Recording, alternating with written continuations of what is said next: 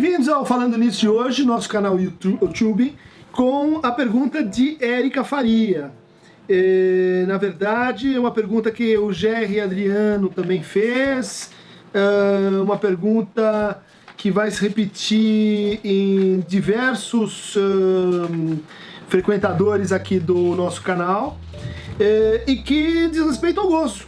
Fale sobre o gozo, fale sucintamente sobre o gozo, que conceito é esse no Lacan. De fato, esse é um dos conceitos mais inovadores e mais conhecidos do Lacan, que surge para dar conta de uma espécie de insuficiência, inclusive linguística, para a gente definir aquilo que seria, assim, o ganho primário dos sintomas. Às vezes a gente ouve falar no ganho secundário, que todo sintoma traz, em termos narcísicos, em termos de adaptação, em termos de recusa e elaboração da castração, mas no fundo o sintoma é um nó formado em torno de uma modalidade de satisfação, né? Que o Freud chamava de satisfação inconsciente. Só que aí a gente tem um problema linguístico. Aquilo que é satisfação para o inconsciente pode ser sentido na consciência como insatisfação. E aquilo que é sentido na consciência como satisfação pode ser sentido no inconsciente como insatisfação. Então há uma perturbação dessa oposição simples entre prazer e desprazer, satisfação e insatisfação, dor e a ausência de dor. Essas polaridades, elas são então suspensas, se vocês quiserem, ou unificadas, se preferirem, com esse conceito feminino, né, la jouissance, proposto pelo Lacan. No primeiro momento, o gozo é tido como uma experiência da qual a gente se defende, apesar de ser uma experiência impossível, né? Então, o efígie para a ideia de gozo seria a noção de incesto. Bom, o incesto é o quê? É o sujeito ter acesso à mãe, ao pai, é encontrar empiricamente aquele elemento que socialmente está interditado? Não, né? Justamente o incesto é uma fantasia de eliminar o gap, eliminar a distância entre o objeto e o traço que ele deixa e ao qual a gente retorna alucinatoriamente, né?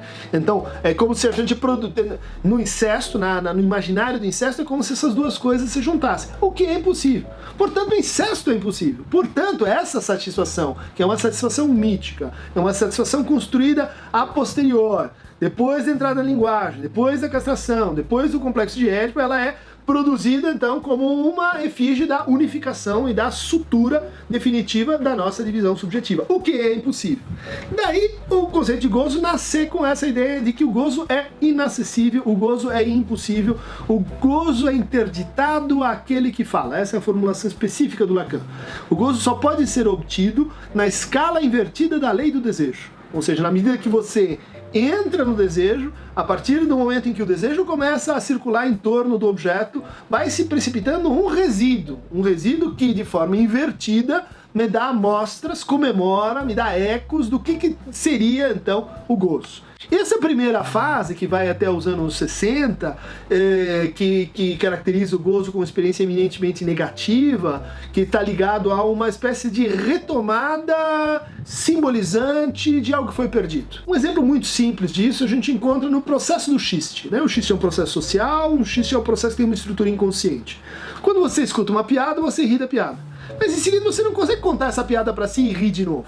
Como você faz, então, para recuperar aquilo que seria o retorno ao primeiro momento em que a piada foi contada para você?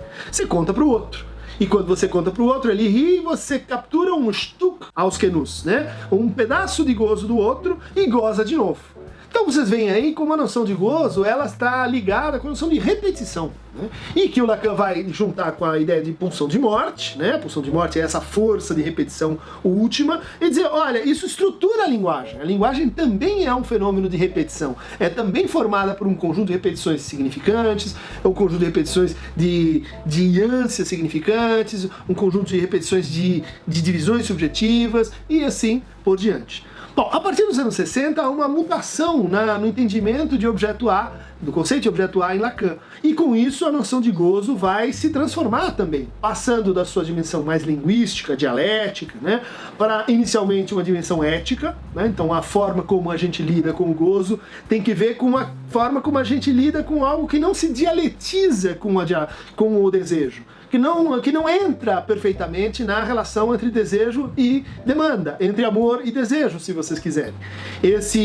Esse momento, então, vai dar origem a uma outra entrada da função do gozo, que é como função de objeto A mais de gozar. Ou seja, no discurso, no laço com o outro, a gente consegue produzir e restituir o gozo perdido de uma maneira, vamos dizer assim, sistemática, né? Então, o discurso do mestre produz e restitui o gozo de uma forma. O discurso da histérica produz e restitui o gozo de outra forma. O discurso do analista, a mesma coisa. O discurso universitário, a mesma coisa. Cada discurso se caracteriza, então, por um modo de gozo específico. Isso vai se desdobrar mais à frente com a teoria da sexuação, em que a gente vai, então, aí ter duas modalidades de gozo, em que aquilo que era uma substância só, o gozo vai ser transformado em gozo fálico, e a gente vai ter todo um desenvolvimento Lacan sobre a hipótese de um outro gozo, o gozo no nível do outro.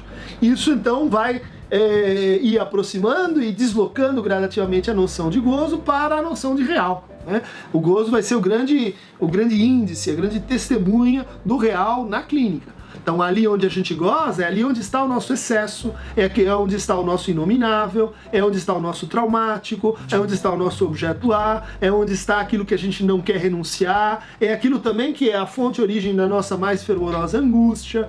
Isso tudo concentra então essa difícil e extensa noção de gozo em Lacan, talvez referida como a um campo de experiências de não identidade, de dissolução de si, de dissolução daquilo que é próprio, né?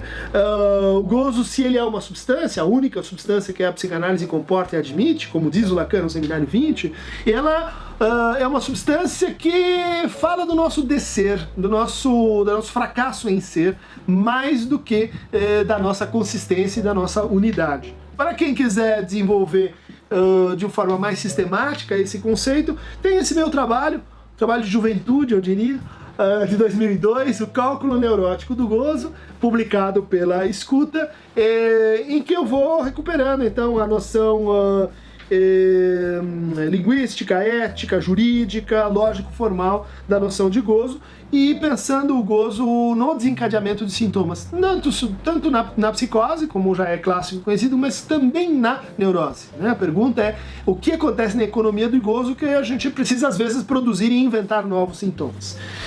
Para o estudo disso na sua maior complexidade no Lacan, eu recomendo o Ancor, mais ainda, Seminário 72 e 73, nessa ótima tradução da Escola da Letra Freudiana do Rio de Janeiro. Quem quiser, então, um fragmento de gozo a mais no próximo Falando Nisso, basta clicar no Aqueronta Movebo aqui embaixo.